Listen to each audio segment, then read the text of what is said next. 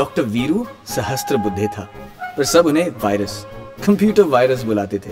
This is a symbol of excellence. মেহুনার principal কিংবা three idiots এর ডিন সহস্রা বুদ্ধির কথা নিশ্চয়ই মনে আছে। তার শক্তিশালী অভিনয় সিনেপ্রেমীদের মনে এক বিশেষ জায়গা করে নিয়েছে। তিনি বলিউডের অসংখ্য জনপ্রিয় চরিত্রের রূপদানকারী অভিনেতা বোমান ইরানি।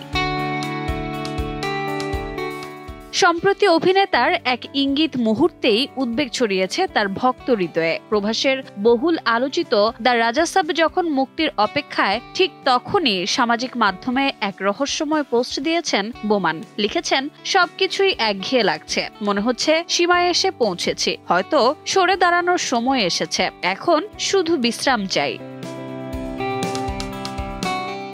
বোমানের ইঙ্গিতপূর্ণ কথাগুলো প্রকাশ্যে আসতেই শুরু হয়েছে মিশ্র প্রতিক্রিয়া। সামাজিক মাধ্যমে উদ্বেগ প্রকাশ করেছেন নেটিজেনদের অনেকেই। প্রশ্ন জেগেছে, সত্যিই কি পর্দা থেকে বিদায় নিচ্ছেন তিনি?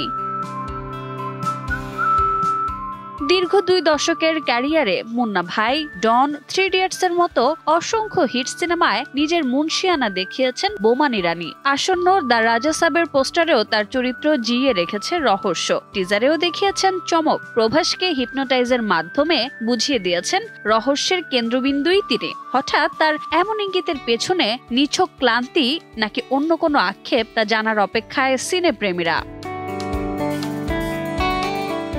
রোজা চৌধুরী, সময় সংবাদ।